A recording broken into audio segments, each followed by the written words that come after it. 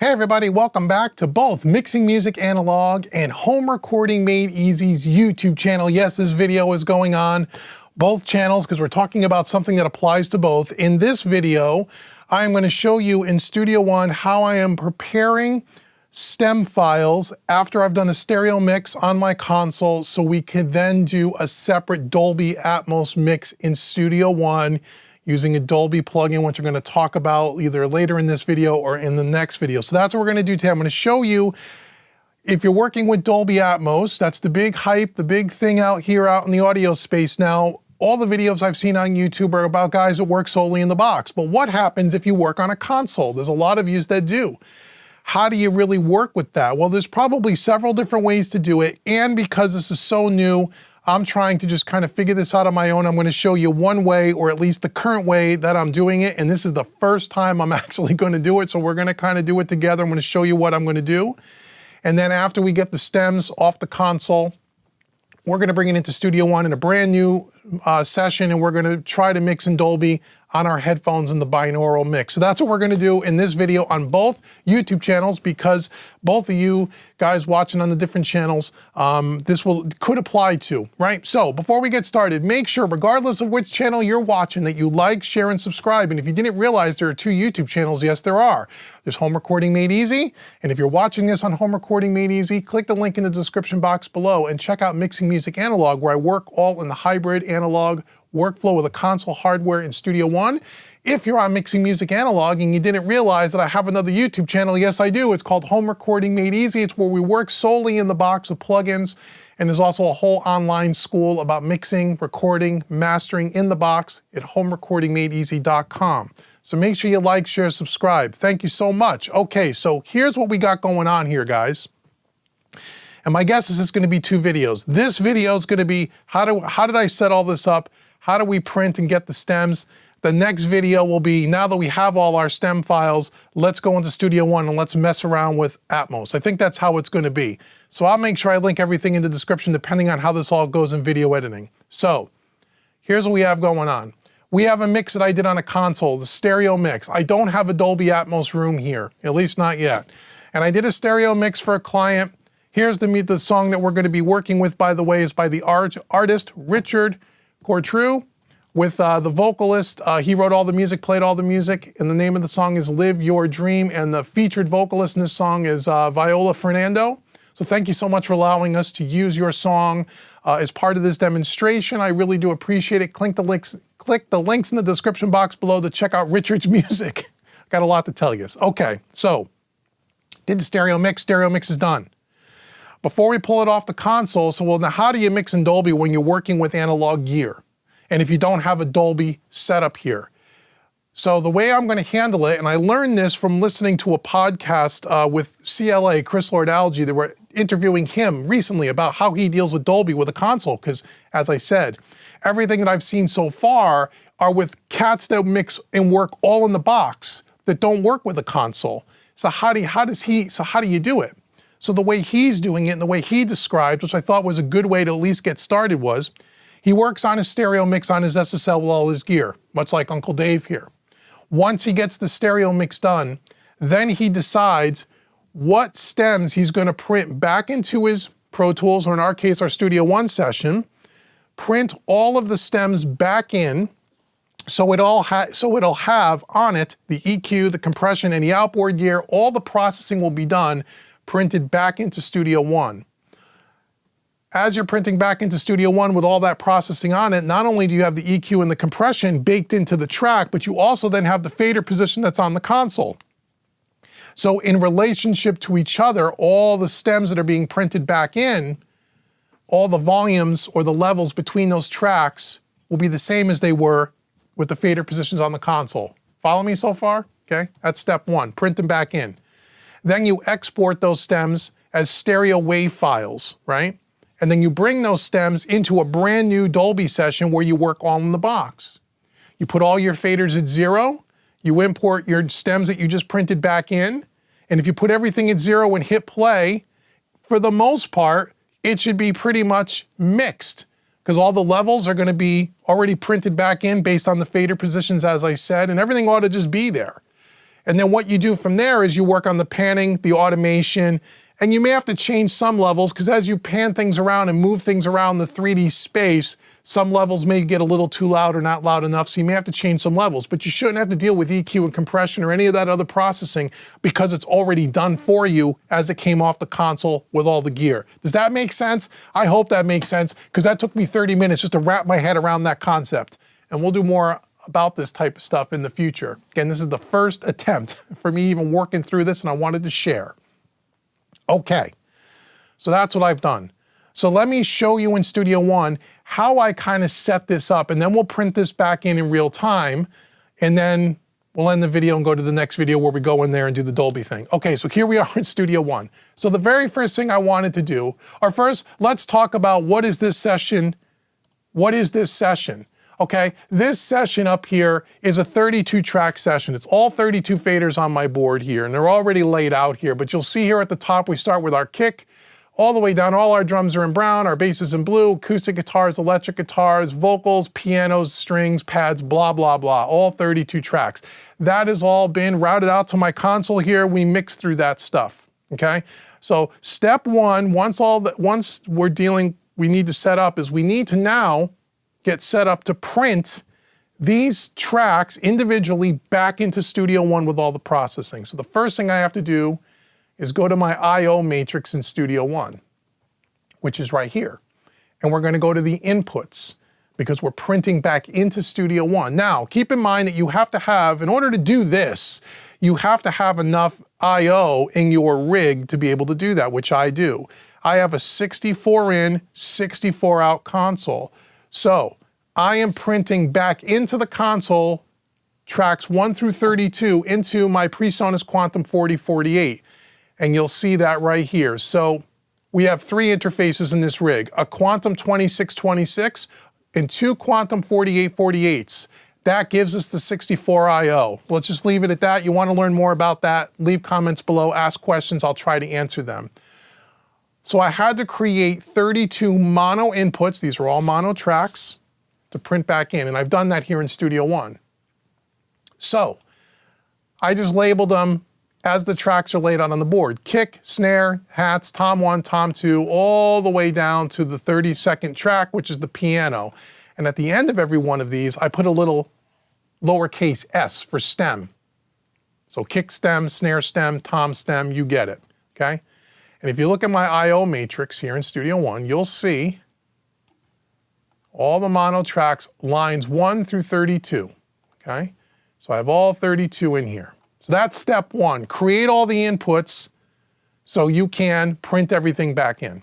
We've done that. Step number 2 now is you need to create now audio tracks to record to. So beneath my print track here, which is where the stereo mix coming off the console would reside, I created 32 mono tracks, all here in blue. And again, I labeled them just like I did on the I/O matrix, kick S, snare S, hats S, S for stem, all the way down to 32. ARM record enabled all of these. And now, if I play back the song, and you'll see them all here in my console, right? Here's all the blue tracks we just added, the audio tracks, and then I go through one at a time, each one, choose my input, right? Kick, snare, hats, get it? So it takes a little time to prep this and set it up. Again, I guess once you have a workflow really kind of dialed in, you can make templates and all that stuff, so in the future I don't need to do all this manual labor, but for the first time we do. Now that I have all of that, all I really should have to do is just hit record from the top of the song in real time and record all these tracks back in. And then once I do that, these 32 stems are now the processed tracks coming off the console with all the hardware. And we should be able to export all of those as stereo files. And again, I'm not sure why stereo files. When I see other YouTube videos that do this, one by Sweetwater in particular, which is really good by the way, he was using all stereo wave files. So he was using a stereo kick, a stereo snare. I'm not sure why you would use stereo and not mono on mono sources, but nevertheless, again, I'm learning, so we'll figure all that out. But anyway, we're gonna go ahead now And I'll speed up the video so you don't have to listen to the whole song. You can listen to part of it, and once we get past part of it, I'll speed up the video. Again, click the link in the description to go check out more of Richard's music. It's a great song, and again, thank you so much, Richard. So let's print these back in and let's see what happens. So I'm just gonna hit record and play right from the top of the song, and we should be able to record simultaneously all 32 of these tracks, processed, so on and so forth. Let's find out. Here we go.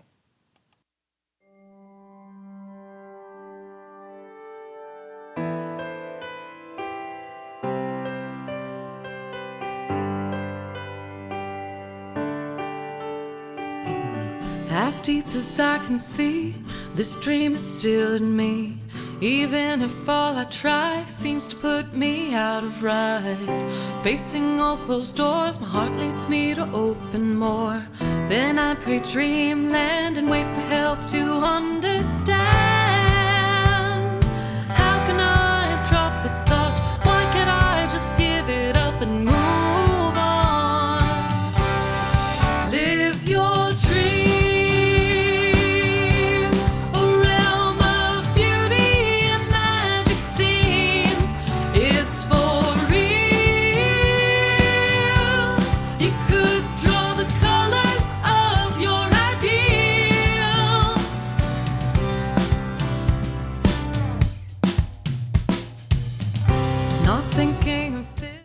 Okay, so now that we have all of those tracks printed, now a couple of things I was thinking about while this was kind of going on is one, and I have to do a little more research on this. Boy, that's awfully blue here. Let me, I could see a bunch of blue tracks here. Well, I guess it really doesn't matter, right? Anyway, a couple of things I'm thinking about, and I have to research this a little bit more. Some of these tracks during the stereo mix were put down to buses, and there was some additional processing, like a drum bus compressor, a drum bus EQ.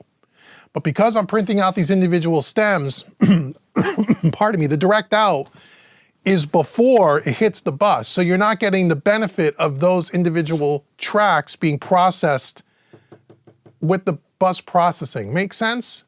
On the things that I just printed in. And I'm now thinking same thing with the master section. Right, so the whole mix goes through a bus compressor, a bus EQ, a stereo widener, a tape emulator, but these direct tracks won't have that baked in because that, I believe, is before the buses and the master section. So I think the way this console works, and I'm gonna confirm this, but I'm almost certain it works this way. Track 1 kick drum comes in, it gets EQ. If you have compression inserted on the track, then it goes direct out back into Studio One, right? Not after the bus, not after the master section. So that means when you get to the Dolby mix, maybe there's some additional EQ and compression on stuff you want to do for stuff like that. I suppose you can also just print in the buses, but then you have less flexibility for panning and for movements. If you just had a stereo drum bus as part of your Atmos mixing, you don't have the individual elements. How do you deal with that? Again, I'm not really sure. I'm just thinking this through again. I'm sure you'll leave some comments below. Again, everyone that's involved in this is learning and working through this, and I've never done anything like this before, so I'm kind of thinking through it as live, because these are some of the questions that are gonna come up if you decide to get into this, especially if you're working with a console. So anyhow, that's okay though. For this experiment, it doesn't matter. We know we have EQ on all the tracks. We know we have the levels based on the fader position, and a lot of these tracks have compression inserted on them. Some don't, a lot do. So that's okay. So now that I have all these tracks printed, my thinking is the next step is we're gonna disarm these. Okay, we're gonna take off the record, and we're gonna now export these as stems. Now, because these are all mono tracks, if I export them as stems, they should all end up mono. Again, I'm not sure why, unless it was truly a stereo track, why you would want to use stereo tracks as part of the Atmos mix and not mono tracks. Like, what's the benefit of the kick drum being a stereo file? I don't know. Again, we're working through this. Anyway, we're gonna solo up all these now, so we're only playing back, and let's listen to this quickly. We're only playing back the stuff that we printed. Let's see how it sounds. The original tracks will be disabled.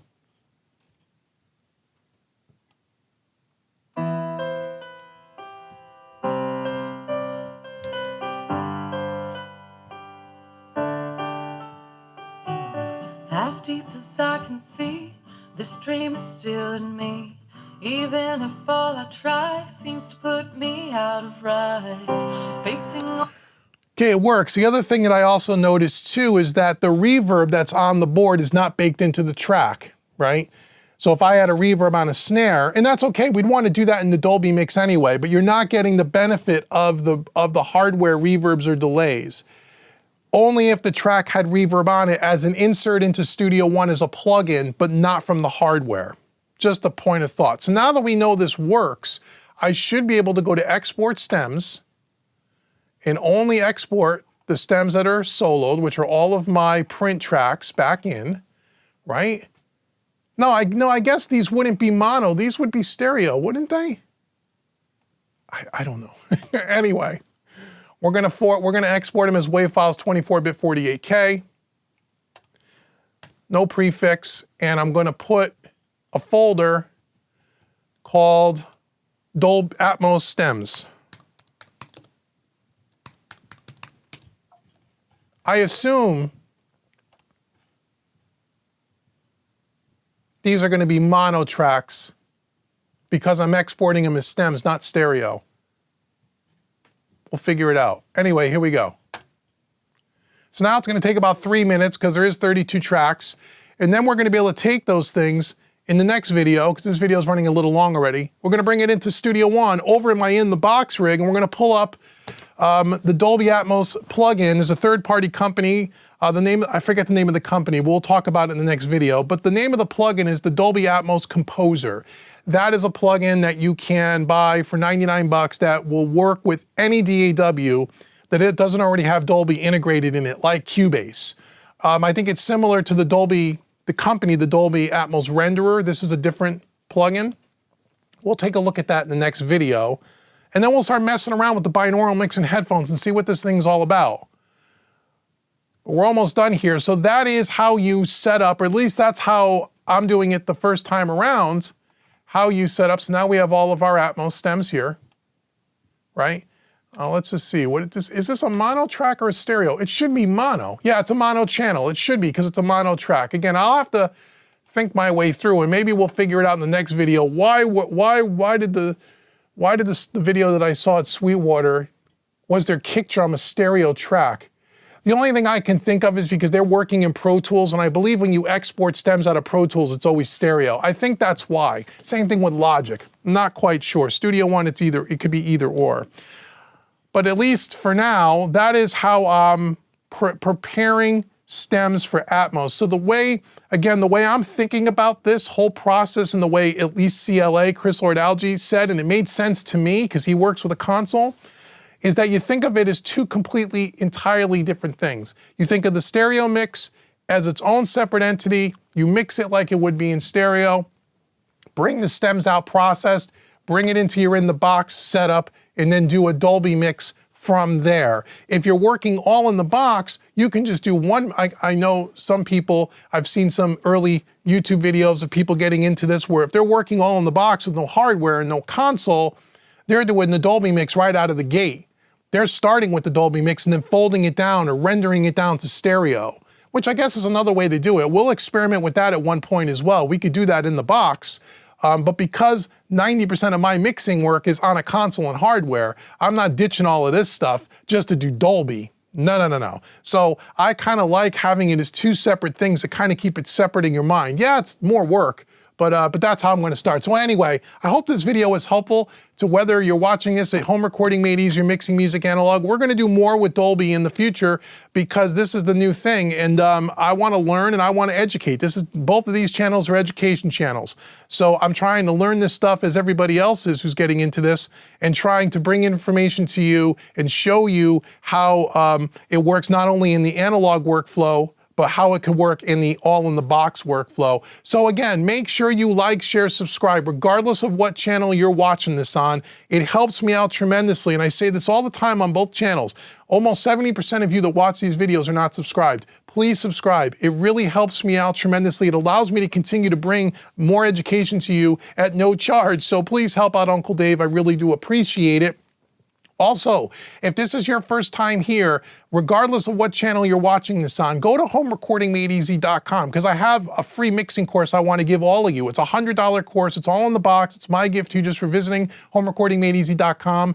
And if you do work in the box of plugins and you want to take one of my full featured training courses at homerecordingmadeeasy.com, I want to give you a 25% discount. Just use the coupon code YouTube25, and that'll take 25% off any training course on my website, including my hybrid or mixing and hybrid courses, which are also at homerecordingmadeeasy.com. So all the links will be in the description box below. Leave comments below and let me know what the heck else you want to learn about this Atmos thing, and we'll continue down this path together, and we'll try to learn and help each other. So until the next video, I've been Dave with both homerecordingmadeeasy.com and mixingmusicanalog.com. I'll see you guys in the next video.